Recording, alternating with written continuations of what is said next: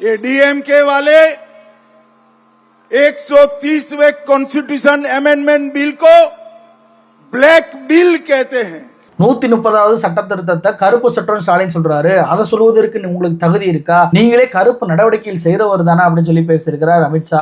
அதாவது இதற்கு அமித்ஷாவுடைய கட்சியில் இருக்கக்கூடிய ஒரு அமைச்சரை வச்சே நம்ம அமல்படுத்தலாம். அதாவது ஒரு சட்டம் அப்படின்றது கருப்பு சட்டமா எப்ப சொல்லுவோம்? அதை முறைகேடாக அவங்க பயன்படுத்துறாங்க, பாகுபாடு இல்லாம பயன்படுத்தாம, எல்லாருக்கும் சரிசமமா பயன்படுத்தாம, ஒரு குறிப்பிட்டவர்களை பழிவாங்க வேண்டும் என்பதற்காக மட்டும் பயன்படுத்துறாங்கன்னு சொல்வதனால கருப்பு சட்டம் சொல்றோம். அப்ப இங்க பிஜேபியின் மீதும் அந்த சட்டம் பாயுது, இங்கிட்டு காங்கிரஸ் திமுக மீதும் பாயுதுன்னா அது நல்ல சட்டம்.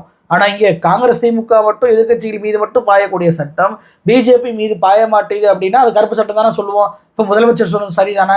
அது எப்படிங்க பிஜேபி மேல பாயன்னு நீங்க சொல்றீங்க கேட்குறீங்கன்னா, அதற்கு உதாரணத்தை சொல்லவா? உத்தரப்பிரதேசத்துடைய அமைச்சர் ஒருத்தர், அவர் 2014 பார்த்தீங்கன்னா உத்தரப்பிரதேச அரசுடைய எம்எஸ்எம்இ அமைச்சராக இருக்கிறார். அவர் பேர் ராகேஷ் சச்சான். அவரை 2022 கான்பூரில் இருக்கக்கூடிய செஷன் கோர்ட் குற்றவாளி என்று தீர்ப்பு கொடுக்குறாங்க. அவர் ஜெயிலுக்கு போகணும், ஆனால் ஜெயிலுக்கு போகவே இல்லை. பெயில் வாங்கிட்டு இன்று வரைக்கும் அமைச்சர் பதவியே ராஜினாமா பண்ணாமல் அமைச்சரவையில் இருக்கிறார்.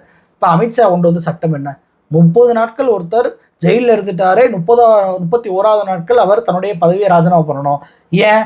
குற்றம் சாட்டப்பட்ட ஒருவர் அந்த பதவியில் இருந்து கொண்டு அந்த வழக்கை எதிர்கொள்ளக்கூடாது என்பதற்காக தான் கொண்டு வந்தாங்க.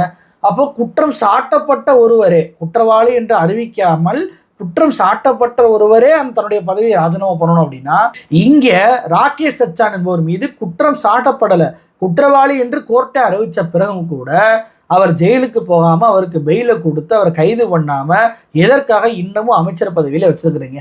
அமித்ஷா இதற்கு பதில் சொல்லுவாரா? அப்ப தன்னுடைய அமைச்சர் ஒருத்தரையே ராஜினாமா பண்ணாம இன்னும் கைது பண்ணாம அவர் அமைச்சர் பொறுப்புலேயே வச்சுக்கிட்டு ஊருக்கு உபதேசம் பண்ணக்கூடிய வேலையில் அமித்ஷா ஈடுபடுறாரு. நான் முதல் வீடியோல சொன்னேன், மோடியுடைய அமைச்சரவையில் 39% அமைச்சர்கள் இந்த குற்றச்செயலில் ஈடுபட்டவர்களாக இருக்கிறாங்க. 71 அமைச்சர்கள், 28 அமைச்சர்கள் மீது கிரிமினல் கேஸ் இருக்கு, 19 பேர் மீது சீரியஸ் அஃபென்சஸ் இருக்கு, பெண்களுக்கு எதிரான குற்றங்கள்லாம் பண்ணியிருக்கிறாங்க.